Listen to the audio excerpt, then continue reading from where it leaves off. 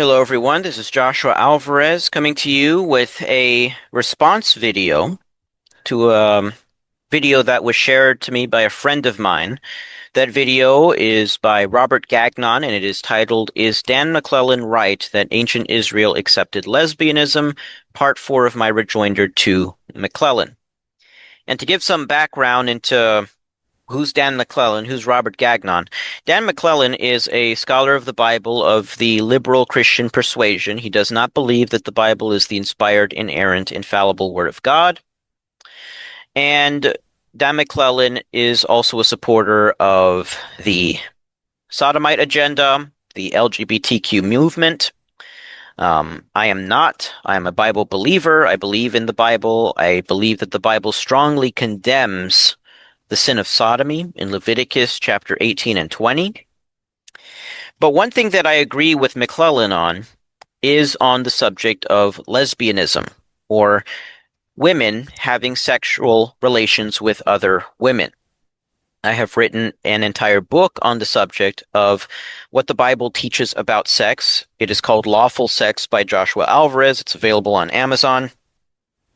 And I have some Bible education under my belt. I have a Bachelor of Divinity from the Bible Doctrine Institute. Granted, I am nowhere near as educated as Dan McClellan or of Robert Gagnon, both of whom are scholars of the Bible. But after seeing this video by Brother Gagnon, who is a Bible professor, even though he has more education than I do, and he is coming from the perspective that the Bible condemns lesbian sexual behavior, I believe it is very easy to demonstrate that Brother Gagnon is simply incorrect. He is wrong. The Bible does not condemn lesbian sexual relations, even though it does condemn male homosexual relations.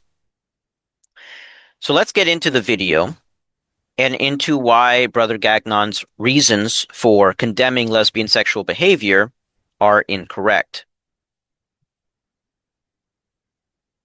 Let me just share my screen real quick here. Does the absence of an explicit prohibition of woman-female intercourse in Leviticus 18 and 20 mean that the authors would have had no problem with lesbianism? Old Testament scholar Dan McClellan thinks so, but is this Dogma Dan talking or Data Dan?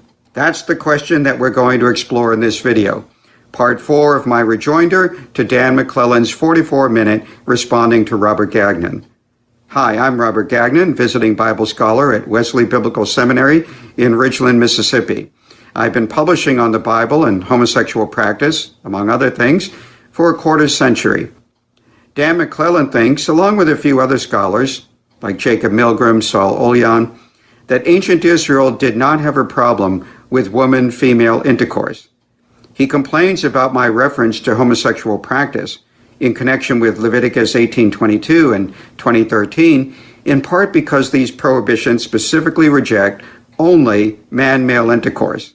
He says, because he's using that one catch-all, and that is inaccurate when you're talking about a passage that conspicuously omits any reference to female same-sex intercourse, and then raises the issue of, wait a minute, they're referring to female bestiality right after they're referring to male same-sex intercourse, so they are cognizant of the role of women in different kinds of sexual acts. So why do they omit female same-sex intercourse?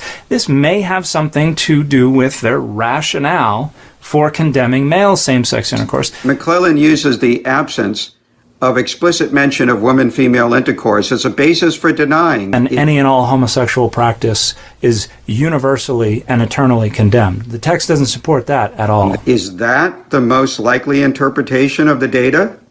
If not, then the conclusion is inescapable that McClellan is once more driven by dogma over data. I usually do refer to Leviticus 18:22 and 20:13 as prohibitions of man-male intercourse, but I also sometimes speak of them as prohibitions of homosexual practice, because 4 lines of evidence strongly indicate that we should read the prohibitions of man-male intercourse as prohibitions of same-sex intercourse generally. The 4 lines of evidence are: number 1, the moral logic of the prohibitions of man-male sex. Number 2, the historical context of ancient Israel.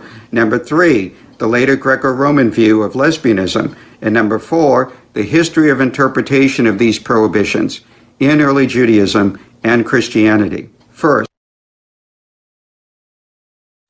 so before we get into these 4 reasons that Brother Gagnon is going to offer as to why he believes that the Bible prohibits lesbian sexual behavior, let us review the relevant scriptures in Leviticus. Leviticus 18 verse 22 says, "Thou shalt not lie with mankind as with womankind, it is abomination." Similarly, in chapter 20, verse 13, you're told, "If a man also lie with mankind, as he lieth with a woman, both of them have committed an abomination, they shall surely be put to death, their blood shall be upon them." Now, before we even get into the issue of whether or not this implies lesbian sex as well, we need to understand what this commandment is saying. It says, "Thou shalt not lie with mankind." What does it mean to lie with in the Bible? Is that referring to any and all sexual behavior? The answer is found in the first pages of the Bible. Let's look at Genesis chapter 19. In Genesis chapter 19, this is after Lot escapes Sodom and Gomorrah. It says here, starting in verse 30, "And Lot went up out of Zoar and dwelt in the mountain, and his 2 daughters with him. For he feared to dwell in Zoar, and he dwelt in a cave, he and his 2 daughters. And the firstborn said unto the younger, Our father is old, and there is not a man in the earth to come in unto us after the manner of all the earth. Come, let us make our father drink wine, and we will lie with him." There's that phrase, lie with, "that we may preserve seed of our father. And they made their father drink wine that night, and the firstborn went in and lay with her father, and he perceived not when she lay down, nor when she arose. And it came to pass on the morrow that the firstborn said unto the younger, Behold, I lay yesternight with my father. Let us make him drink wine this night also, and go thou in, and lie with him, that we may preserve seed of our father.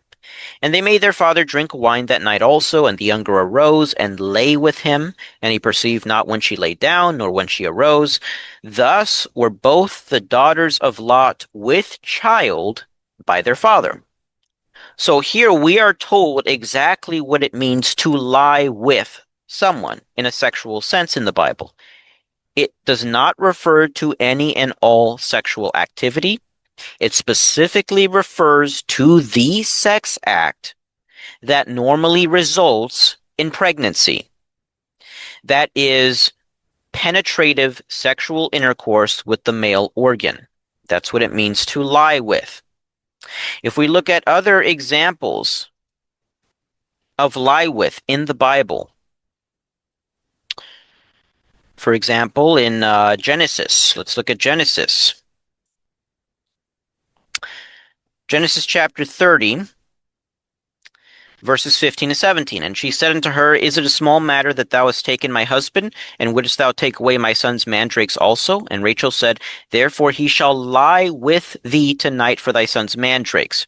And Jacob came out of the field in the evening, and Leah went out to meet him, and said, Thou must come in unto me, for surely I have hired thee with my son's mandrakes. And he lay with her that night." What does that mean? "And God hearkened unto Leah, and she conceived, and bare Jacob the 5th son." It is penetrative sexual intercourse that between a man and a woman normally results in conception. That is what it means to lie with someone in the Bible. It does not refer anywhere in the Bible to oral sex. It does not refer to masturbation. It refers specifically to penetrative sexual intercourse with the male sex organ. That is what lie with means 100% of the time in the Bible. No exceptions as far as the sexual meaning goes. So that's what the commandment condemns. It condemns penetrative sexual intercourse between 2 men.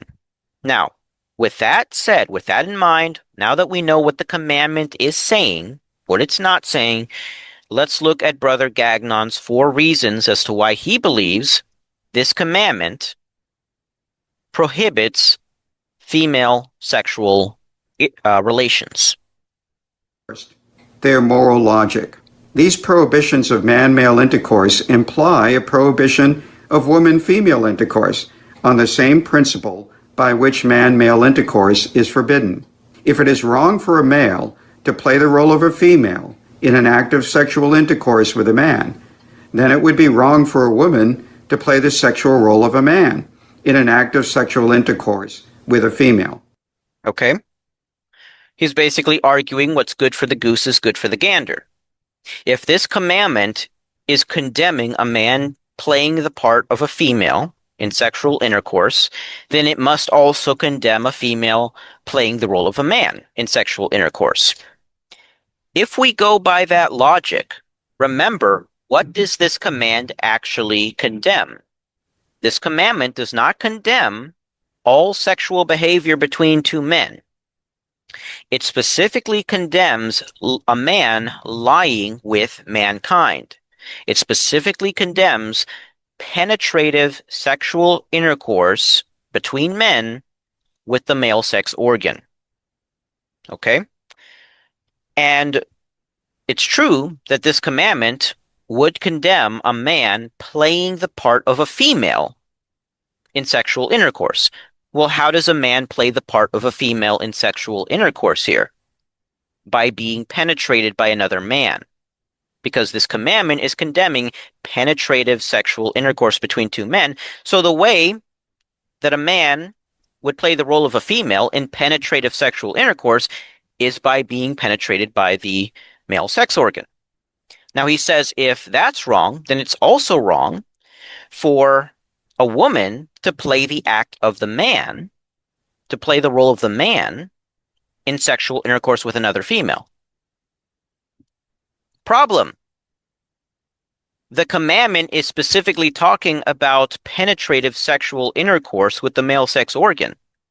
The only way for this commandment to not lie with mankind, to not sexually penetrate another man, the only way that this commandment could apply in principle to a female is if a female is playing the role of the man by penetrating another female with the male sex organ. I hope you can see the problem with this immediately. A female does not have the male sex organ. A female cannot sexually penetrate another female with the male sex organ. It is impossible, therefore, for 2 women to lie with each other in biblical language. Let me go back to his first point. What did he say again? Same principle by which man-male intercourse is forbidden. If it is wrong for a male to play the role of a female in an act of sexual intercourse with a man, if it is wrong for a male to play the act of a female in sexual intercourse with a man, how does a man play the role of a female in sexual intercourse with a man? By being penetrated sexually by another man's sex organ. That's what the commandment is speaking about. Nothing more, nothing less. If it is wrong for a man to play the role of a female in an act of sexual intercourse with a man, and he does that by being penetrated by the male sex organ, then it would be wrong for a woman to play the sexual role of a man. Then it would be wrong for a woman to play the sexual role of a man. And how would a woman do that? A woman could only play the sexual role of a man in sexual intercourse by penetrating another female with the male sex organ. That's impossible. That's biologically impossible. A woman does not have a male sex organ. A woman cannot penetrate another female. Therefore, a woman cannot possibly play the role of the man when she's having sex with another woman. She does not have the equipment for it. So reason number 1 is nonsensical. It is irrational. Because the commandment is specifically about penetrative sexual intercourse A woman cannot sexually penetrate another woman. A woman cannot take the role of a man in penetrating another woman with the male sex organ. It's an impossibility. It doesn't make any sense. So reason one is not a good reason. It is a fallacious reason. So reason number one does not prohibit or does not prove that Leviticus 18:22 extends over to lesbian sexual behavior, because lesbian sexual behavior does not involve penetration with the male sex organ. In an act of sexual intercourse with a female. For God created woman as the sexual counterpart to a man, not to another woman. Second, the historical context of ancient Israel indicates an implicit rejection of lesbianism. For example, Deuteronomy 22:5 states, quote, "A woman shall not wear a man's apparel, nor shall a man put on a woman's garment, for whoever does such things is an abomination, toavah, to Yahweh your God." Think about it. If a woman wearing man's clothing is an abomination to Yahweh, how much more a woman who plays the role of a man in sexual intercourse? Okay. If a woman putting on another man's clothing is an abomination to the Lord, another how much more a woman playing the role of the man in sexual intercourse? Again, a woman cannot possibly play the role of the man in sexual intercourse because a woman does not have the male sex organ. The commandment is about lying with mankind. Lying with is interpreted by the Bible as penetrative sexual intercourse with the male sex organ, nothing else. And so for a woman to play the role of the man, she would need to penetrate another woman. If she's lying with another woman, if this commandment applies to lesbianism, then she would need to penetrate another woman with her male sex organ, and she does not have that. So it's impossible for a woman to play the role of the man in sexual behavior with another woman. She does not have the equipment for it. So reason number two goes in the trash. Yes, the Bible does condemn a woman taking the role of a man when it comes to clothing. But it's impossible for a woman to take the role of a man in sexual intercourse with a woman because she cannot penetrate another woman with the male sex organ. That is the proper role of a man in sexual intercourse in the Bible. That's what it means to lie with a woman in these scriptures. Third, the later Greco-Roman view of lesbianism confirms the supposition of ancient Israelite rejection of woman-female intercourse. The Greek and Roman world rejected lesbianism nearly universally. Why is this a reason? The Greco-Roman world, those are the pagans, those are the Gentiles. They condemned lesbianism. What does that have to do with what the Bible says? Those are the pagans, those are the Gentiles. They have nothing to do with Israel. They have nothing to do with what the Bible says. The pagan Gentiles, they were worshiping other gods. They were sacrificing their children to Molech. Does that mean that that's what the Bible endorses? God forbid. So this reason, it is irrelevant. It is a red herring. It would not make a hill of beans worth of difference if the Greco-Roman world condemned lesbian sexual behavior, because the Bible is not a product of the Greco-Roman world. It is a product of the Jewish world. Most of the books are written by Jews. All of the Old Testament is written by Jewish people. The New Testament, written by Jews. The apostles were Jews. Jesus was a Jew. What would the Greco-Roman view of lesbian behavior have any relevance to what the Bible says or to what ancient Israel accepted? That is like saying that because China values a certain thing, then that means that America must value that same thing as well. China, many years back, they had a law only allowing one child per family. Should we then extrapolate that since China was only allowing one child per family, that means that the United States of America also only allows one child per family? No, that is a non sequitur. It does not follow. China and America are two separate countries, and the Greco-Roman world is a separate world from the Jewish world in the land of Israel. Just because the Greco-Romans condemned lesbian sexual behavior does not mean that ancient Israel condemned lesbian sexual behavior. It absolutely does not mean that the Bible condemns lesbian sexual behavior. So this is a red herring and this is a non sequitur fallacy. Far more widely than they rejected male homosexual practice. For those in the Greco-Roman world who embraced male homosexual practice, the reason was because the dominant role that it gave the woman on top. For those who did not embrace male homosexual practice, it was another example of how same-sex relationships was not an anatomical or procreative fit. Fourth, the history of interpretation of the Levitical prohibitions of man-male intercourse suggests rejection of lesbianism. Paul includes an indictment of lesbianism in Romans 1:26, alongside an indictment of male homosexual practice in Romans 1:27. He clearly sees a correlation between males having sex with males and females having sex with females. That is not correct. That is absolutely incorrect. Paul the Apostle does not condemn women having sex with women. Let's read the verses. He said that Paul clearly, what does he say again? He clearly sees a correlation between males having sex with males and females having sex with females. Now let's read the passage.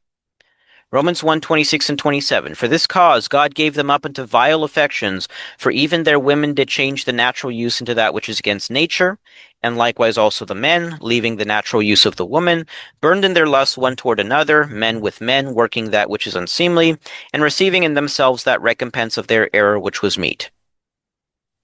In verse 27, Paul clearly condemns men with men. So he clearly condemns male homosexual intercourse. In verse 26, does Paul say that these women were having sex with other women? He never says that. He simply says that their women did change the natural use into that which is against nature, and he does not tell you how. Paul does not clear up that the women, that what was going on that was evil, that was a vile affection that God condemns, were women with women as the men were going with men. Paul never mentions lesbians in Romans 1:26. You have to add that to the text. There is no mention that these women were sleeping with other women. It simply says that they changed their natural use into that which is against nature. And if we go back to the Old Testament to see what is that referring to, what is God's law actually condemn? That, because Paul, he's a believer in the law of the Lord. In fact, he says later in Romans 7, verse 7, what then? Is the law sin? What shall we say then? Is the law sin? God forbid. Nay, I had not known sin but by the law. So according to Paul the Apostle, if he had not known sin but by the law, then in order for something to be sin, it must be condemned by the law of Moses. The law of Moses never condemns lesbian sexual behavior, but it does condemn something else that would fit this description as women changing the natural use into that which is against nature, and that would be female bestiality in Leviticus 18:23. Neither shalt thou lie with any beast to defile thyself therewith, neither shall any woman stand before a beast to lie down thereto. It is confusion, right? So that's what God's law condemns. That's what Paul would have in mind as someone who holds to the law of God, as someone who believes that sin is defined by the law of God. What Paul would be speaking of in Romans 1:26, where the women are changing the natural use into that which is against nature, it wouldn't be lesbianism. He never says that the women were lying with other women or were having sex with other women. It would be women lying with animals. That's what the law of God actually condemns, and that makes the most sense for Paul to condemn it also here. But Paul, he never mentions lesbianism, so that is an error.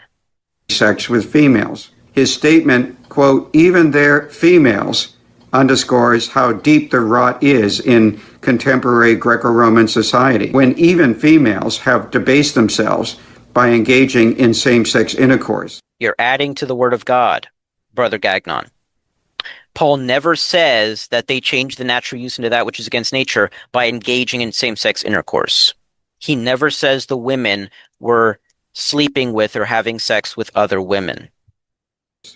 Treating their sex as only half intact in relation to their own sex, rather than the other sex. It's a good thing that we have Romans 1:26. Otherwise, McClellan would be saying, look, Paul used only the term arsenokoitai, men lying with a male, in 1 Corinthians 6:9 and 1 Timothy 1:10. So he must have no problem with lesbianism. The church fathers also viewed female-female intercourse as sin. Irrelevant. Irrelevant. The question is, did ancient Israel accept lesbianism? The church fathers are centuries, millennia, maybe not millennia, well, 1.5 millennia, about 1,500 years after the law of Moses was given to ancient Israel. The church fathers are over 1,500 years after ancient Israel. What relevance do the church fathers have for interpreting the law of Moses written 1,500 years earlier? Just because they condemn lesbianism, that does not mean that writings 1,500 years prior condemn lesbianism. That is a non sequitur argument. Even in the context of semi-official marriage, Jews of the Second Temple period and in the Rabbinic period likewise viewed lesbian intercourse as sin. In the sentences of Pseudo-Phocalides, a Jewish work from roughly the same time period as Paul, we read, quote, nor should females imitate in any way the sexual role of men. Let's look this up. The sentences of Pseudo... Let me go back here. What was the name? I am not good with names. Viewed lesbian intercourse as sin. In the sentences of Pseudo-Phocalides. If we look up this work, all right, written around the same time as Paul, between 100 BC and 100 AD, authorship. This is from Wikipedia, authorship. Jonathan Klawans believes that the author was a Christian. So it's not even agreed upon that this is a Jewish work. It could be a Christian work. And in fact, later we see some indication of that. It says here in the relevant section, actually, remain not unmarried, lest you die nameless. Cut not a youth's masculine procreative faculty, and let not women imitate the sexual role of men. Long hair is not fit for men, but for voluptuous women. Well, the law of Moses never says anything like this. That's found in the New Testament in 1 Corinthians, which a Christian would read and a Christian would believe. So this could be a Christian work. It might not even be a Jewish work. But if you study this work, this is not representative of what the Jews as a whole believed. This was a work that was claiming to have been written by a Greek philosopher and was trying to teach, basically, it was a fake document written under the name of a Greek philosopher, but borrowing some stuff from the Bible and from the author's personal views to try to influence other Greeks into the morality of the Bible. It was not accepted by the Jews as a whole as one of their documents. From my research, even many early church fathers didn't know about it.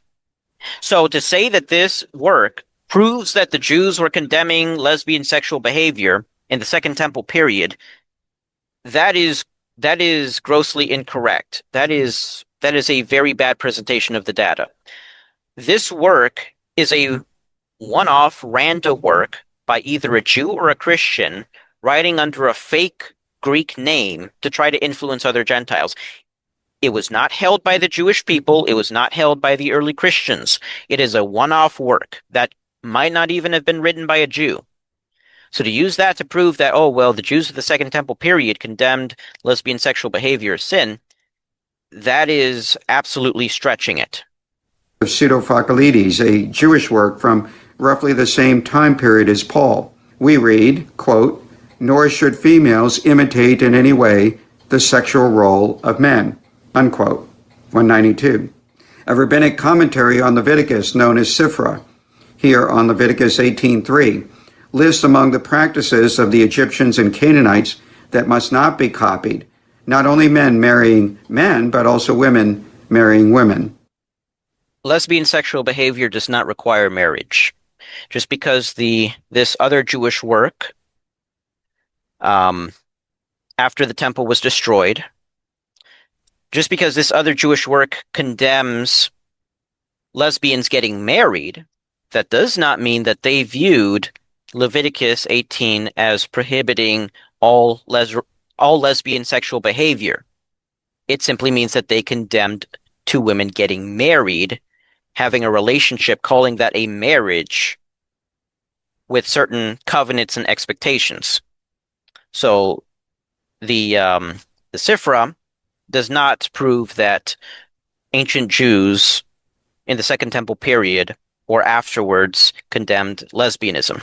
McClellan argued that if the authors of Leviticus 18 had thought that intercourse between females was sin, they would have mentioned it, because they're referring to female bestiality right after they're referring to male same-sex intercourse. So they are cognizant of the role of women in different kinds of sexual acts. Well, that's bad reasoning, Dan, as our 4 lines of evidence indicate. Rather, there are multiple better explanations for why there is no mention of woman-female sex after man-male sex.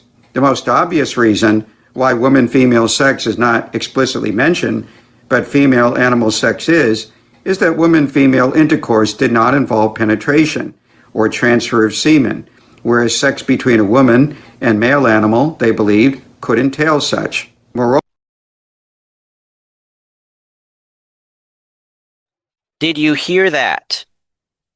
This scholar of the Bible admitted what I pointed out from the beginning, that Leviticus 18:22 to 23, he's arguing that it does not mention lesbian sex because those commandments are specifically concerned with penetrative intercourse with the male sex organ and the transfer of semen. With this admission, his entire argument falls apart. Because if Leviticus 18:22, which says, "Thou shalt not lie with mankind as with womankind, it is abomination," if that is specifically talking about penetrative intercourse and transfer of the semen, then that cannot be applied to lesbians at all. What were his arguments? His arguments were that a man should not take the role of a female in sexual intercourse. Well, if these commandments, according to his own admission, is referring to penetrative sex with the transfer of semen, then the way that a man would be taking the role of a female in penetrative intercourse would be by being penetrated by another man.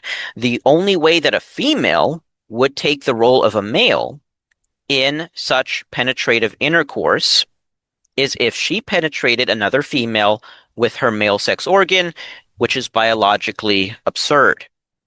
So by his own admission that these commandments are talking about only penetrative sexual intercourse and the transfer of the semen, Gagnon rips apart his own argument. And I'll end it on that note. The law of Moses never condemns lesbian sexual behavior. The New Testament never condemns lesbian sexual behavior. You cannot even get an implicit principle from Leviticus 18:22 that condemns lesbian sexual behavior, because that commandment is specifically about lying with a man, penetrating another man. That's what it means to lie with in the Bible, penetrative sexual intercourse.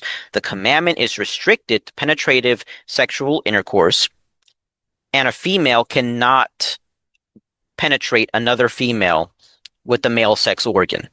It is impossible, so you cannot even condemn lesbian sexual behavior by principle by arguing that a woman is taking the sexual role of a man, because no, she isn't. It's impossible for her to take the sexual role of a man in penetrative sexual intercourse, because she would need to penetrate a woman with the male sex organ, which she does not have. So no, the Bible nowhere condemns lesbianism. Ancient Israel would absolutely have accepted lesbianism, even though they would have condemned, clearly, male homosexual intercourse between men. And I will end it on that note.